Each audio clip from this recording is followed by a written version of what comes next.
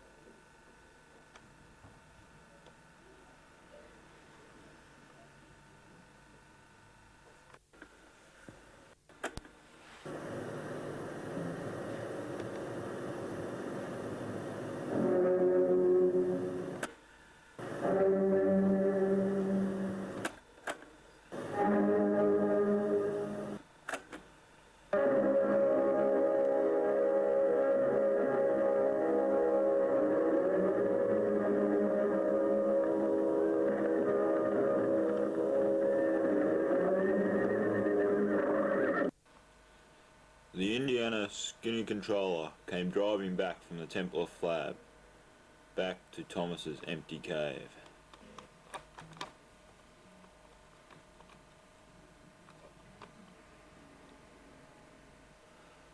As Indiana's skinny controller came home, all he saw was Thomas's empty cave and Annie waiting mournfully beside it, as she already had heard of Thomas's death in a dream she had.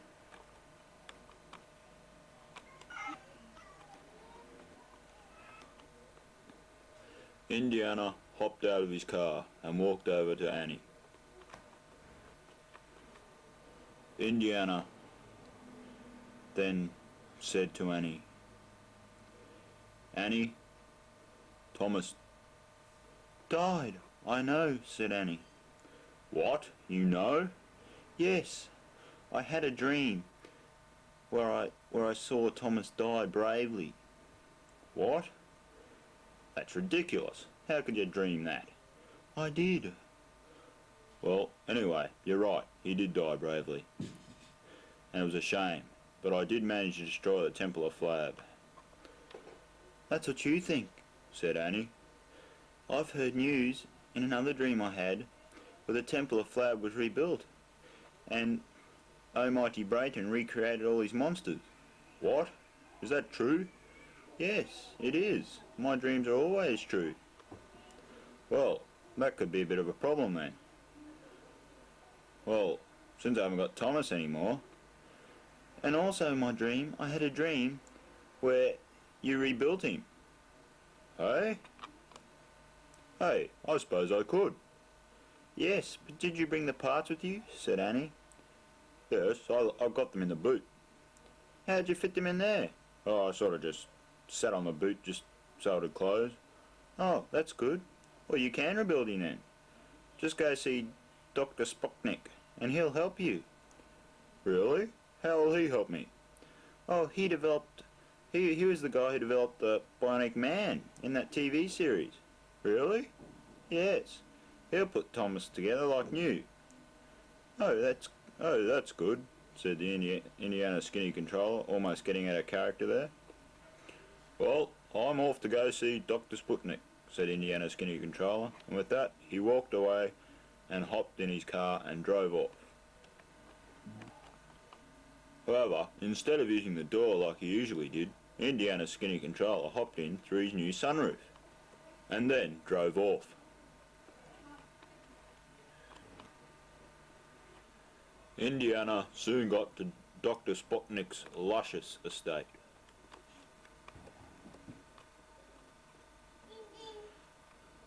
After entering Dr. Sputnik's house, Indy went about looking for him. "Dr. Sputnik," yelled out Indiana. Where are you? And as soon as he said his name, Dr. Sputnik came walking to his aid. Good evening. Dr. Sputnik, you're a dog, said Indiana. Yes, what did you expect? I've been a dog for 5 years, ever since I tried out my mutagen. Oh, that's a shame, said Indiana. Oh, not too much of a shame, said Sputnik. How can I help you?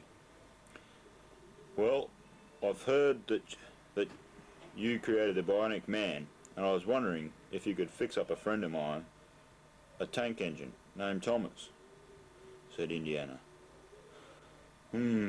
It'll cost you, said Sputnik. Yes, well, look, no cost is too great. So if you can just bring my friend back to life. Could you do it? Yes, I'll do it, said Sputnik. We have the technology. I can create the $19.99 Thomas with carriages, or the $10.99 Thomas without. I'll take the carriages, said Indiana. It's a deal. Bring the parts to me tomorrow, and you'll be fixed up within 2 hours. They both shook hands, and then Indiana went away, rejoicing. Indiana's skinny controller arrived the next day with his $19.99 and the spare parts of Thomas, and handed them over to Dr. Sputnik to fix. And after about 2 hours, Dr. Sputnik called him in to his surgery or laboratory. It was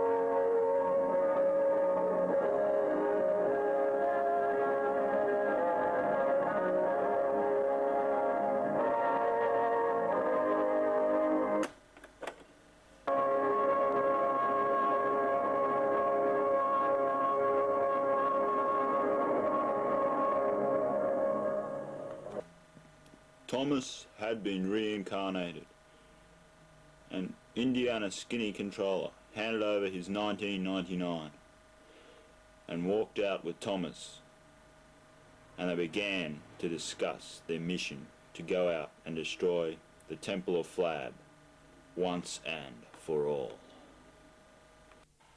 Meanwhile, at the Temple of Flab, the three big guns were discussing their tactics to destroy Indiana's skinny controller. However, they had no idea that Thomas was back again. The meeting started to get restless, and one thought, I can't work away, I've got to go to the toilet, and left abruptly. Okay, Big Bird, said Brayton. I know a way of how to destroy Indiana's skinny controller. I've hired a hitman. And then suddenly, mighty Joshua came back in the room after going from the toilet and was knocking on the door. Mighty Joshua quickly grabbed hold of Big Bird and said, Big Bird, tell me, how are we going to destroy Indiana, or I'll choke you, and then put him down again. Then Brayton picked him up and said, yes, how are we? Well, I know, said Big Bird. I've hired a hitman, as you were saying before. Muscly controller. and he will destroy him. He's a Top Gun. Okay, said Brayton. That'll end the meeting. That should do it. Back at the railway station, Thomas and Indiana's skinny controller had finalised their plan of attack in destroying the Temple of Flab. They knew and sensed that all the evil monsters that Almighty Brayton had before would be back, and they were ready and waiting. And then, after packing, Indiana hopped on to Thomas and they left for the Temple of Flab.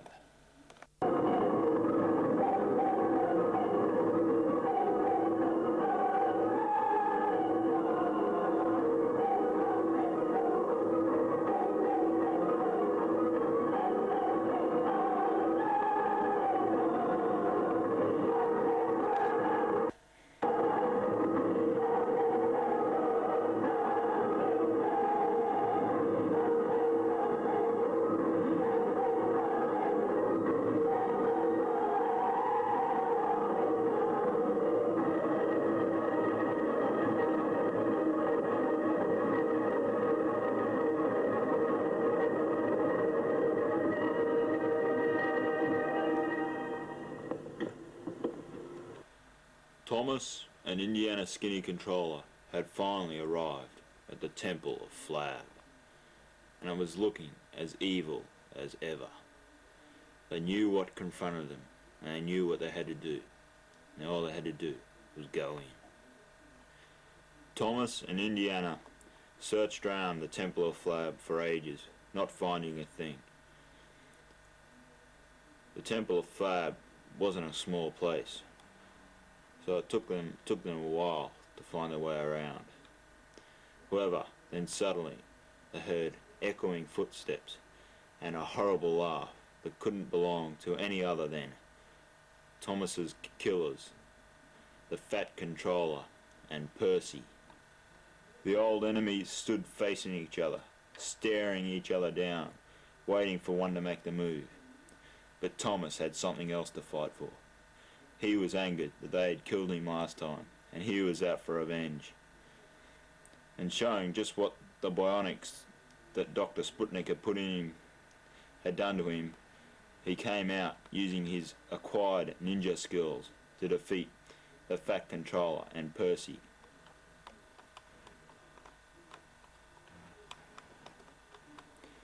Thomas had defeated his killers, but that didn't satisfy him.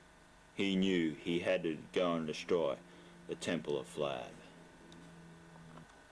Thomas and Indiana's skinny controller then began searching again to see if they could get to the head of the Temple of Flab, and kept walking around for hours until they found another person they had to challenge.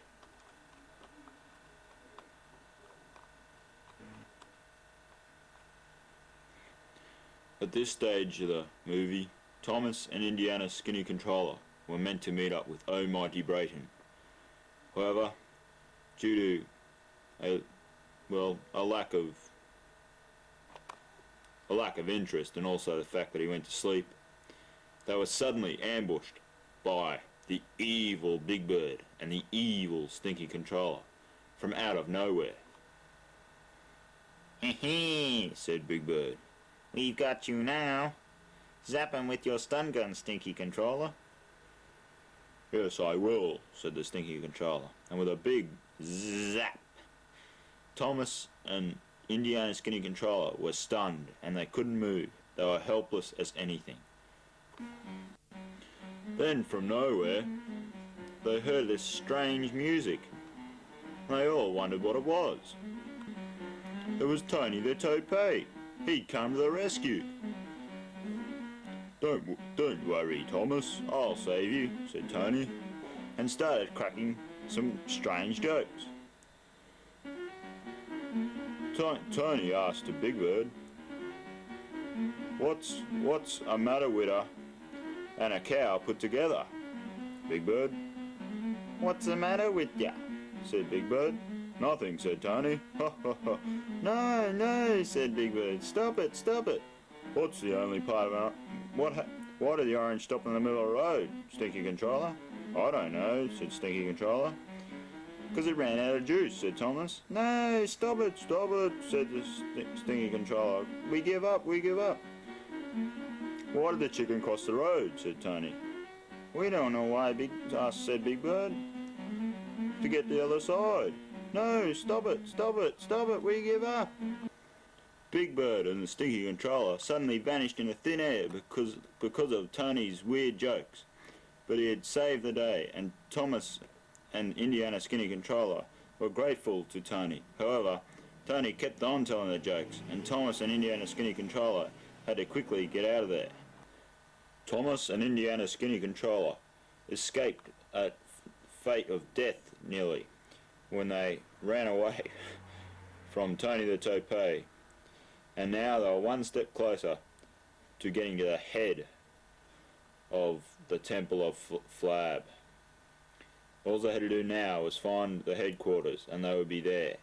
However, little did they know, one person stood in their path, and that one person was their hired hitman, muscly Controller.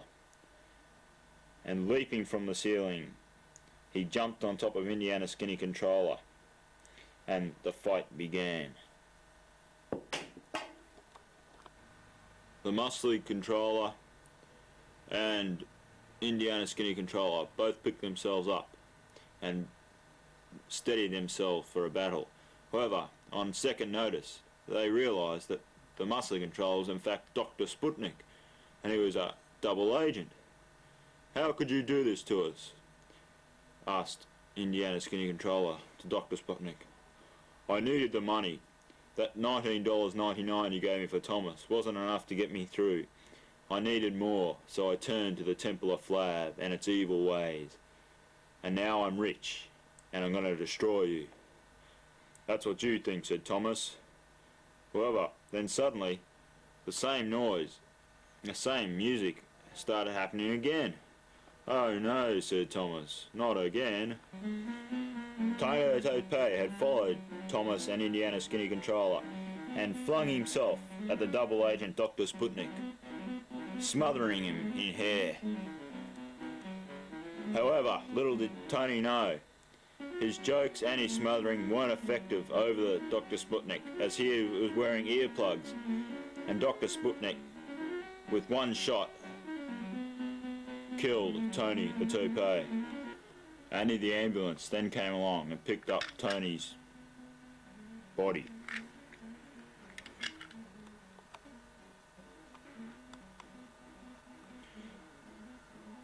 Indiana and Thomas were in a desperate situation.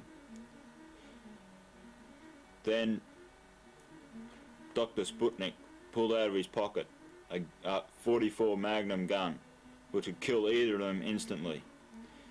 Thomas and Indiana knew this was the end. However, Thomas, with a smile on his face, remembered that the bionics that were put in him could overcome these odds, and springing into action, Thomas jumped on top of Dr. Sputnik, killing him instantly.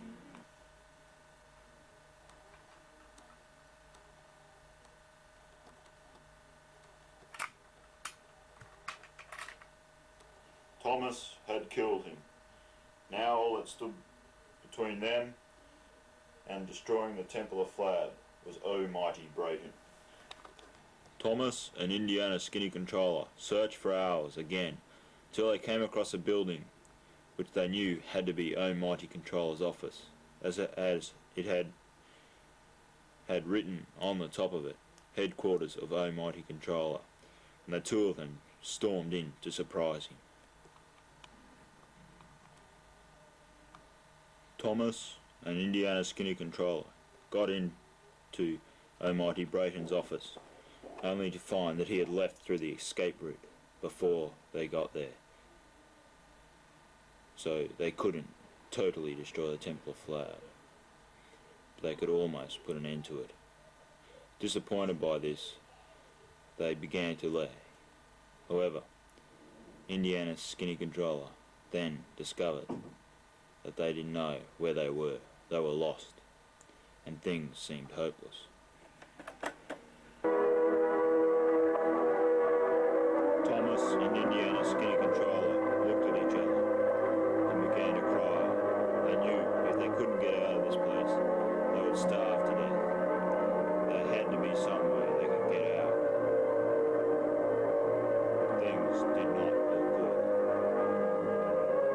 Suddenly, Indiana's skinny controller looked over and said to Thomas, "We're saved, we're saved, look, it's the Fakawi diamond."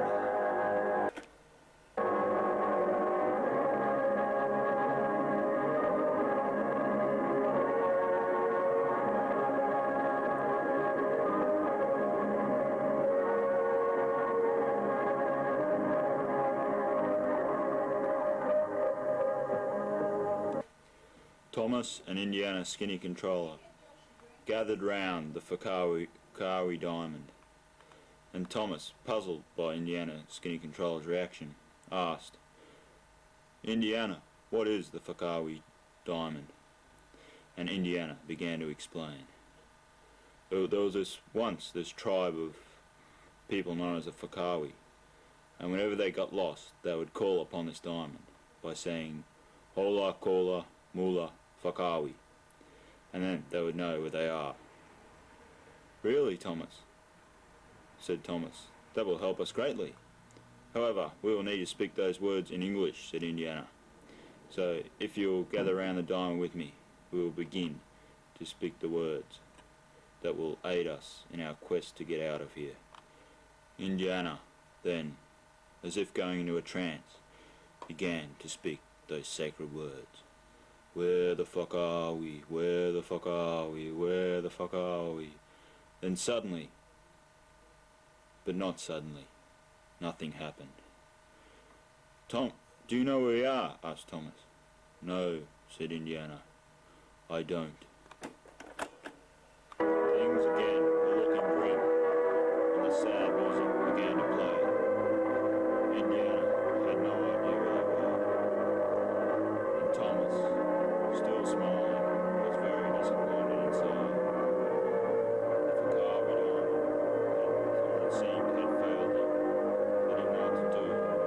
But suddenly, as if something had jumped into Indiana's mind, a strange thing happened.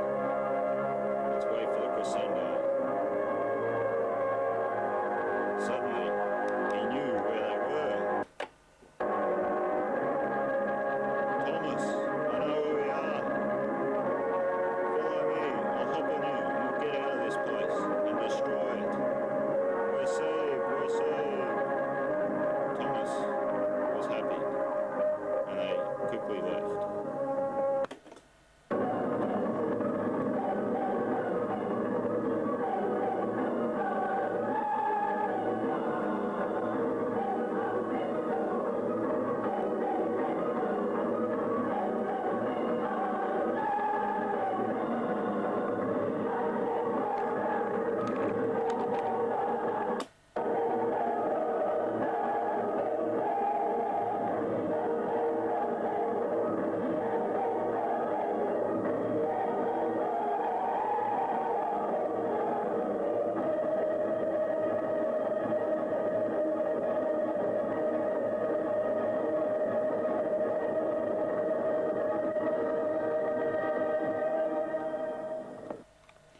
After finding their way out of the Temple of Flab, Thomas and Indiana's skinny controller set about to destroy it, and Thomas changed into one of his alter egos, that of Super Thomas, and set about to destroy the Temple of Flab.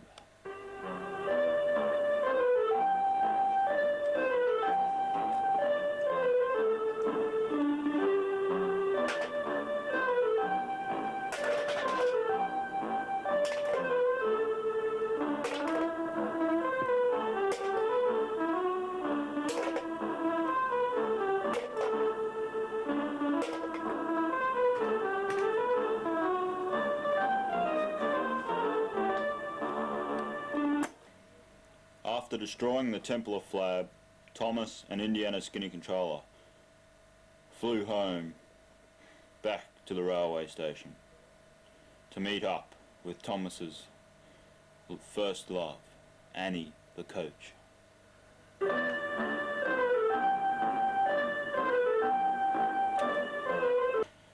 After touching down at the railway station, Thomas and Indiana gathered round Clarabelle to tell her of the news.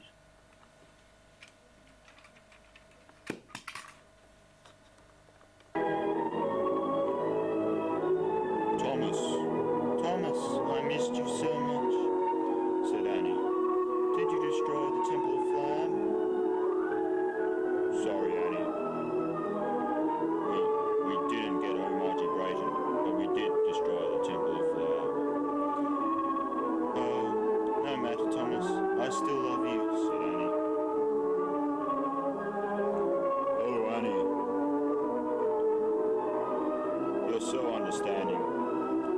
Let's go to my cave. Oh, Thomas, with pleasure. So Thomas and Annie both went to his cave.